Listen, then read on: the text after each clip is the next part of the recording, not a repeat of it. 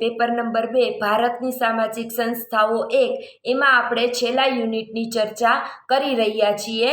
તો યુનિટ 4 છે તે છે કુટુંબ સંસ્થા।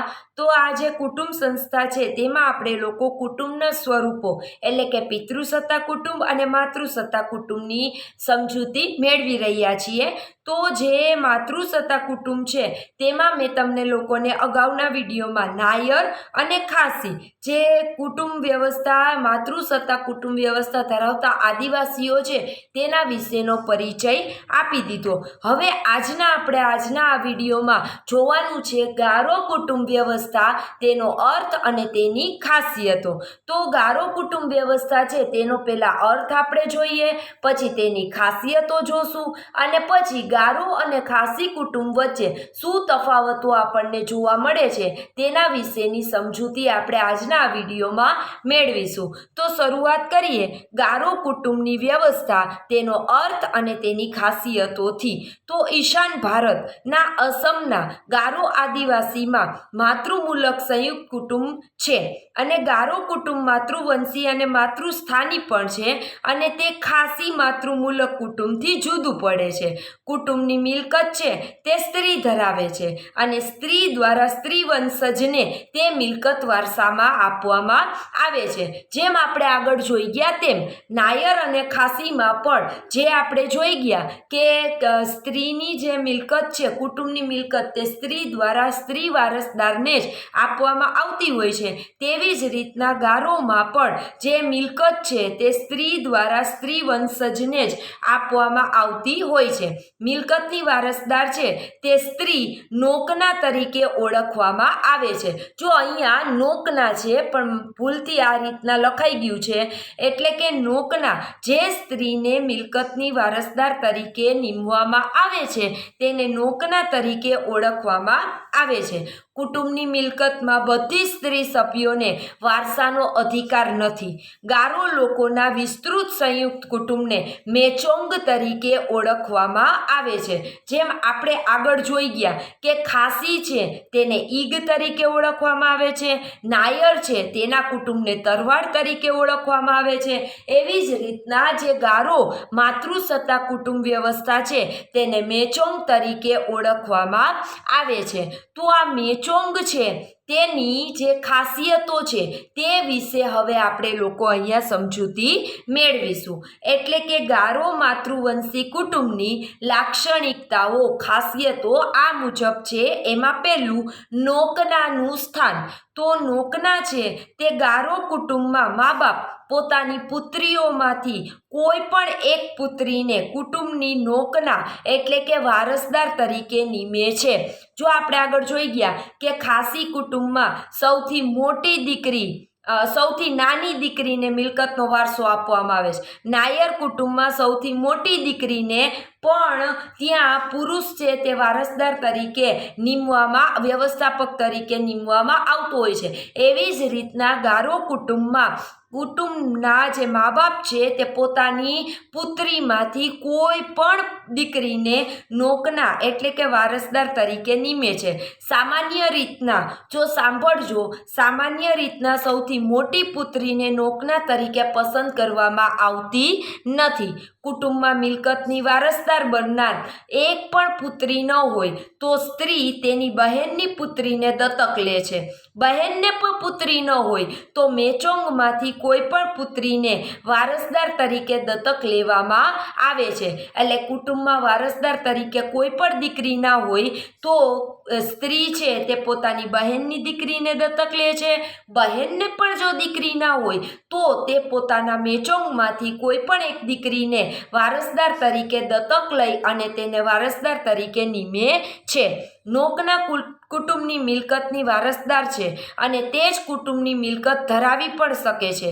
તેના બદલામાં તે કુટુંબમાં મૃતક સંસ્કારનું સમગ્ર ખર્ચ પણ ભોગવતી આપણને જોવા મળે છે, પરંતુ મિલકત પર તેના પતિનું નિયંત્રણ રહેતું હોય છે।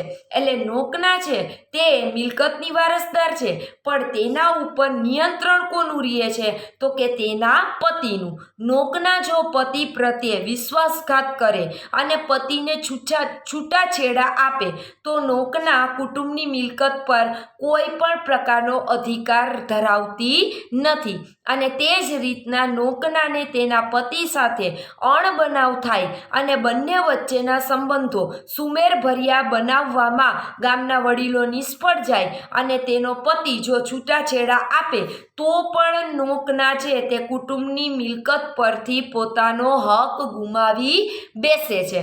ટૂંકમાં નોકનાની જે મિલકત છે તેના ઉપર પૂરેપૂરો અધિકાર કોનો હોય છે તો કે તેના પતિનો. નોકના વિધવા બને તો તે કુટુંબની મિલકત ધરાવી શકે છે પરંતુ મિલકત પર નિયંત્રણ ધરાવી શકતી નથી. વિધવા સ્ત્રી મેચોંગ બહારના કોઈ પણ પુરુષ સાથે પુનર્લગ્ન કરે તો મિલકત પરનો હક ગુમાવે છે. મેચોંગમાંથી પુનર્લગ્ન કરવા માટે કોઈ પુરુષ ન મળે ત્યારે તેને ફરજિયાતપણે વૈવિધ્ય ભોગવવું પડતું હોય છે. એટલે નોકનાએ જો પુનર્લગ્ન કરવા હોય, વિધવા નોકનાએ જો પુનર્લગ્ન કરવા હોય તો તેને પોતાના મેચોંગમાંથી જ પોતાના પતિની જે પસંદગી છે તે કરવાની રહેતી હોય છે. જો પોતાના મેચોંગમાં કોઈ પુરુષ તેને ન મળે પતિ તરીકે તો તેને ફરજિયાતપણે વિધવાપણું ભોગવવું પડતું હોય છે. નોકનાએ તેના પિતાની બહેનના પુત્ર એટલે કે ફૈબાના દીકરા સાથે ફરજિયાત લગ્ન કરવું પડે છે. જો પિતાની બહેનને પુત્ર ન હોય તો પિતાની બહેનના કુટુંબમાંથી કોઈ પણ પુરુષ સાથે તેને ફરજિયાત લગ્ન કરવાનું રહે છે અને તેમાં પણ પુરુષ ન મળે તો મેચોંગના કોઈ પણ પુરુષ સાથે લગ્ન કરવું પડે છે. મેચોંગમાં પણ કોઈ પુરુષ ન હોય તો નોકનાને અન્ય મેચોંગમાં લગ્ન કરવાની છૂટ આપવામાં આવે છે. પરંતુ આવા સંજોગોમાં નોકનાના વારસદારે ફરજિયાતપણે નોકનાના મૂળ મેચોંગમાં લગ્ન કરવાનું રહે છે. જો પહેલાં તો પિતાની બહેનના પુત્ર સાથે એટલે કે ફૈબાના દીકરા સાથે લગ્ન કરવું ફરજિયાત છે. જો પિતાની બહેનને દીકરો ન હોય તો પિતાની બહેનના કુટુંબમાંથી કોઈ પણ પુરુષ સાથે લગ્ન કરવું પડે છે. જો તેમાં પણ કોઈ પુરુષ ન હોય તો મેચોંગમાંથી કોઈ પણ પુરુષ સાથે લગ્ન કરવું પડે છે. મેચોંગમાં પણ જો તેને કોઈ પુરુષ સાથે લગ્ન ન કરી શકે તો તેને અન્ય મેચોંગમાંથી શું કરવાની છૂટ આપવામાં આવે છે? લગ્ન કરવાની છૂટ આપવામાં આવે છે. આ રીતના નોકનાનું સ્થાન ગારો કુટુંબ વ્યવસ્થામાં આપણને જોવા મળે છે. ત્યારબાદ આવે છે પતિનું સ્થાન. તો ગારો કુટુંબ છે તે માતૃસ્થાની છે. લગ્ન બાદ પુરુષ તેમની પત્ની સાથે પત્નીના ઘરમાં રહે છે. સ્ત્રી કુટુંબની મિલકતની વારસદાર છે, તે મિલકત ધરાવે છે પરંતુ પત્નીની મિલકત પર પતિનું નિયંત્રણ રહે છે. મેં જે તમને લોકોને આગળ સમજાવ્યું, પતિ પત્ની મિલકતનો સંપૂર્ણ ઉપયોગ કરી શકે છે. જો કે તે પત્નીની મિલકત અન્ય કોઈને આપી શકતો નથી. આમ છતાં તેનો મિલકત પર પૂરેપૂરો પતિનો અધિકાર રાખવામાં આવેલો આપણને જોવા મળે છે. જો પુરુષ વિધુર બને અને તેને બીજી પત્ની છે તે પૂરી પાડવાની અને તેની મૃત પત્નીના જે સગા છે તેની ફરજ ગણવામાં આવે છે અને આ નવી સ્ત્રી મૃત પત્નીનું નોકના તરીકેનું સ્થાન છે તે ધારણ કરે છે અને તે દ્વારા પુરુષ નોકનાની મિલકત પર પોતાનું નિયંત્રણ રાખવા સમર્થ બનતો આપણને જોવા મળે છે. ટૂંકમાં કોઈ પુરુષ વિધુર બને તો તેને બીજી પત્ની પૂરી પાડવાનું કામ છે તે કોણ કરે છે? તો કે તેની જે પહેલી પત્ની હોય છે તેના ઘરના લોકો આવા વિધુર પુરુષને બીજી પત્ની પૂરી પાડે છે અને આ બીજી પત્ની નોકના તરીકેનું સ્થાન ધરાવે છે. પુરુષ તેની પત્નીને છૂટાછેડા આપે તો તે પત્નીની મિલકત પરનું આધિપત્ય ગુમાવે છે, પરંતુ પત્નીના સગા તેની બીજી પત્ની પૂરી પાડે તો કુટુંબની મિલકત પર પાછું તેનું નિયંત્રણ ચાલુ રહેતું આપણને જોવા મળે છે. પુરુષ છે તેની સાસુ વિધવા બને તો ઘણી વખત વિધવા સ્ત્રી છે તે પોતાની નોકના બનેલી જે પરણિત પુત્રી છે તેના પતિ એટલે કે જમાઈ સાથે પુનર્લગ્ન કરે છે અને તે રીતના પુરુષ પોતાની વિધવા સાસુનો પતિ પણ બને છે અને પોતાની પત્નીનો પતિ પણ તરીકેનું સ્થાન પણ તે ધરાવતો હોય છે. આ રીતના એક જ પુરુષ માતા અને પુત્રી બંનેનો પતિ બને છે. એટલે કે પરિણીત પુરુષ પોતાની પત્નીની હયાતીમાં પોતાની સાસુ સાથે લગ્ન કરે છે અને આવા સંજોગોમાં પુરુષ તેની સાસુ પત્ની ઉપર વિશેષ ધ્યાન આપે છે, કારણ કે સાસુ પત્ની કુટુંબની મિલકત ધરાવતી હોય છે. અને આવી પરિસ્થિતિમાં મોટા ભાગે દીકરી શું કરે છે તો કે મોટા ભાગે પુત્રી છે તે છૂટાછેડા લેતી આપણને જોવા મળે છે. આ રીતના પતિનું સ્થાન આપણને ગારો કુટુંબમાં કંઈક અલગ જ પ્રકારનું જોવા મળે છે. ત્યારબાદ આવે છે અન્ય સભ્યોના અધિકારો. ગારો કુટુંબમાં પુરુષને કુટુંબની મિલકત વારસામાં મેળવવાનો અધિકાર નથી. બીજી બાજુ કુટુંબની મિલકત એક જ પુત્રીને વારસામાં મળે છે. અન્ય પુત્રીઓને કુટુંબની જમીન, મકાન, ઘરવખરી, ખેતીના સાધન, પશુધન વગેરેમાં કોઈ અધિકાર આપવામાં આવતો નથી. અપરિણીત પુત્રીઓ માતાના કુટુંબમાં જ રહે છે, પરંતુ લગ્ન બાદ તેઓ કુટુંબ તરફથી આપવામાં જે આવેલી જમીન છે તેના પર પોતાના પતિ સાથે જુદું ઘર વસાવે છે અને તે રીતના લગ્ન બાદ સ્ત્રી અને તેનું પતિ સાથે મળીને પોતાના કુટુંબનો નિર્વાહ ચલાવતો આપણને જોવા મળે છે.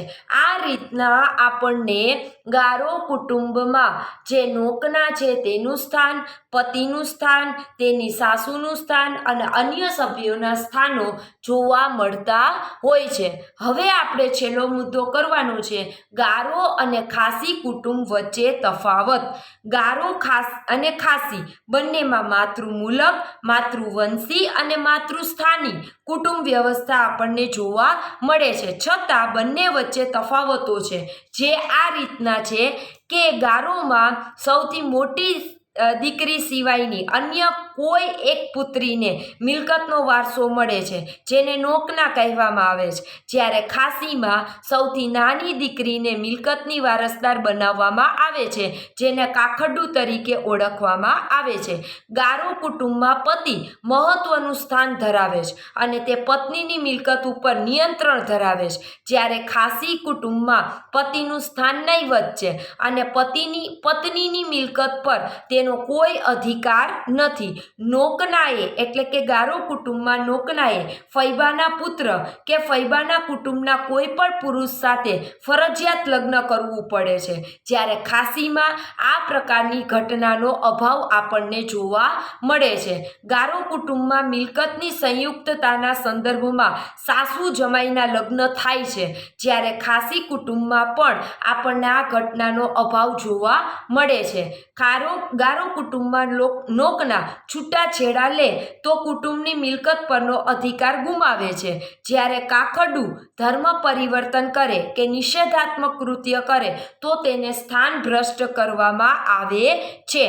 અને ગારો કુટુંબ છે તે વિસ્તૃત સંયુક્ત કુટુંબ, મેચોંગ અને નાના કુટુંબ વચ્ચે મિલકત સંબંધ નથી, પરંતુ વારસદાર નીમવાની પ્રથા તેમજ લગ્ન સંદર્ભમાં મેચોંગ અને નાના કુટુંબ વચ્ચે સંબંધ રહેલો આપણને જોવા મળે છે.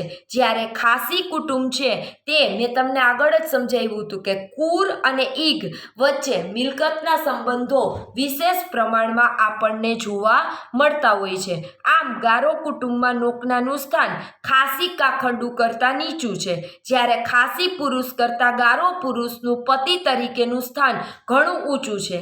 ગારો અને ખાસી કુટુંબ મિલકતના વારસદાર, લગ્ન અને પુરુષના હકોના સંદર્ભમાં એકબીજાથી જુદા પાડતા આપણને જોવા મળે છે. આ રીતના તમને લોકોને મેં 3 માતૃસત્તા કુટુંબ વ્યવસ્થા કરાવી. એમાં હતી નાયર, ખાસી અને ગારો. તો તમને આ જે માતૃસત્તા કુટુંબ વ્યવસ્થા છે તેમાંથી કોઈ પણ 2 માતૃસત્તા કુટુંબ વ્યવસ્થા પરીક્ષામાં પૂછાશે.